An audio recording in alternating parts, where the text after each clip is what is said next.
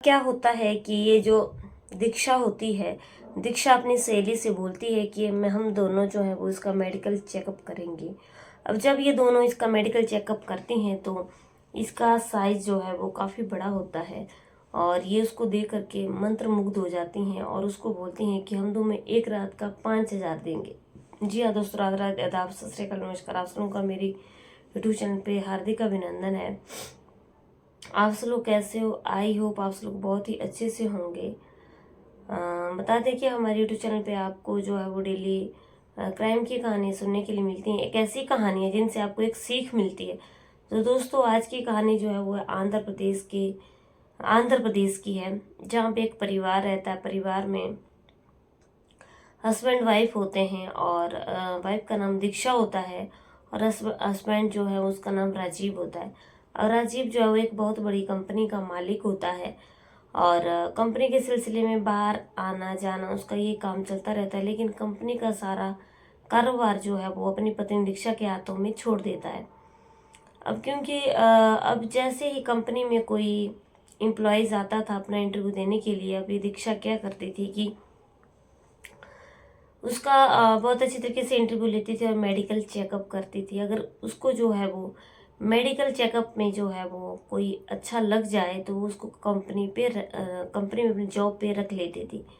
तो एक दिन क्या होता है कि उसकी जो है वो एक दिन एक लड़की जो है वो वहाँ पे काम के सिलसिले में कंपनी में आती है और उसका नाम मोनू होता है।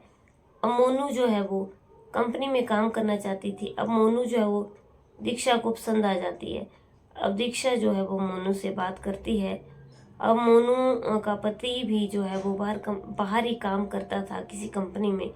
मोनू अकेले घर पे रहती थी, तो मोनू को भी जो है वो टाइम स्पेंड करना था और नया शहर था। अब मोनू भी दीक्षा के पास जो है वो चली जाती थी और रात भर उसके साथ टाइम स्पेंड करती थी और इन दोनों का टाइम अच्छी तरीके से स्पेंड हो जाता था। अब दोनों जो हैं वो अब दीक्षा ने क्या करा कि मोनू को अपने साथ ऑफिस में ही रख लिया। दोनों बहुत अच्छी दोस्त बन गई।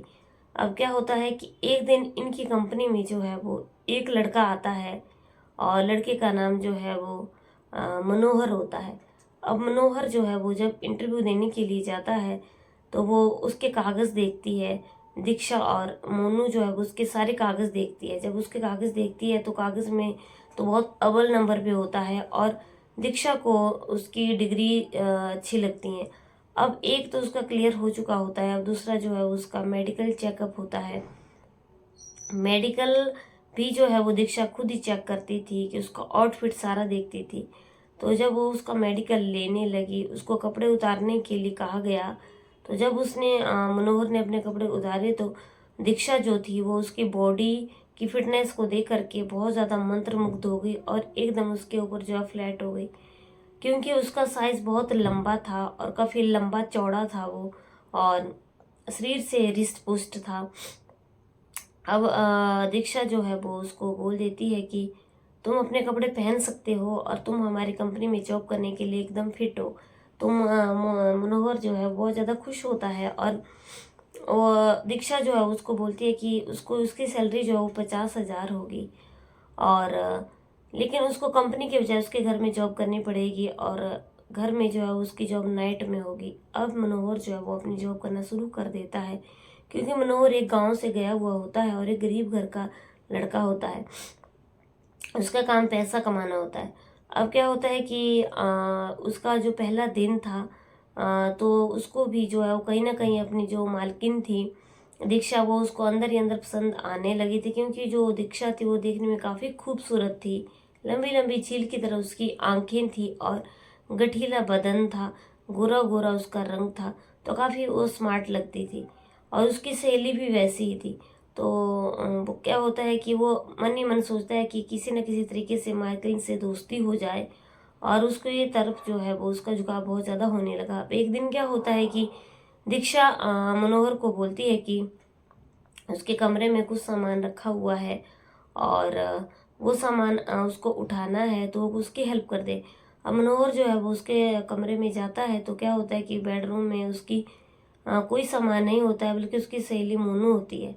अब दीक्षा जो है वो उसको बोलती है, दरवाज़ा बंद कर देती है, बोल देती है कि ये बात कहीं बाहर नहीं जानी चाहिए, ये बात जो है वो हम तीनों के बीच में रहेगी कि मुझे तुम बहुत ज़्यादा पसंद हो और तुम जितने पैसे मांगोगे हम तुम्हें देंगे। मैं तुम्हें वैसे अपनी तरफ से एक ना रात का जो है वो 5,000 दूंगी और जो कहूँगी तुम्हें मेरे साथ वो करना पड़ेगा।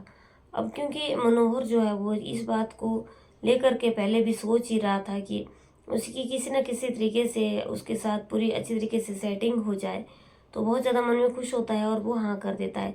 अब मनोहर सोचता है कि उसे 50,000 तो उसके महीने के अलग बनेंगे और एक रात का जो है वो उसको अलग चार्ज मिलेगा, तो 5,000 मिलेंगे, तो 1.5 लाख तो वैसे हो गया और 50,000 मिला के पूरा 2 लाख हो गया, तो उसके पास पैसों की कोई कमी नहीं होगी। अब क्या होता है कि रोज रात को वहाँ पे नाइट की ड्यूटी करने के लिए आता था और उसको वो अलग से 5,000 देती थी और दोनों जो है वो उसके साथ खूब अच्छे तरीके से अपना टाइम पास करती रहती थी। अब इन तीनों को ये चीज़ें करते करते पूरा 2 साल हो जाते हैं और मोनू जो है वो मोनू के घर से सॉरी मनोहर के घर से जो है वो फ़ोन भी आते हैं, लेकिन मनोहर उन फ़ोन को अटेंड नहीं करता है क्योंकि मनोहर चाहता था कि वो बहुत ज़्यादा पैसे कमाए और उसे उसके पैसे मिलते रहते हैं क्योंकि जो मालकिन होती है वो बहुत ज़्यादा अमीर होती है। अब क्या होता है कि जो मालकिन का जो पति होता है उसको अपनी पत्नी के ऊपर पूरा विश्वास था कि उसकी पत्नी कंपनी को अच्छी तरीके से संभाल रही है और वो भी कभी उस चीज़ में ध्यान नहीं देता है कि इनके बीच में क्या चल रहा है। अब पूरे 2 साल हो जाते हैं तो मनोहर सोचता है कि अब मैं घर चलूँ, खूब सारा पैसा कमा लिया क्योंकि वो करोड़ों में पैसा कमा चुका होता है। तो अब ये दोस्तों क्या होता है जब ये बोलती है कि मैं घर जाना चाहता हूँ, तो ये मना कर देती हैं, दोनों सहेलियाँ मना कर देती हैं कि तुम घर नहीं जा सकते हो। अब ये मनोहर बहुत तेज़ होता है और ये सोचता है कि अब इनके चंगुल से निकलना ही बहुत सही होगा क्योंकि अब मेरे को घर से आए हुए काफ़ी टाइम हो गया, घर में उसके जो है वो माँ बाप हैं और उसे अपनी ज़िंदगी भी बसानी है, उसे शादी भी करनी है क्योंकि मनोहर जो है वो अनमैरिड था। अब क्या होता है कि मनोहर झूठ बोल देता है कि उसके रिश्तेदारी में किसी की डेथ हो गई और उसे वापिस जाना है।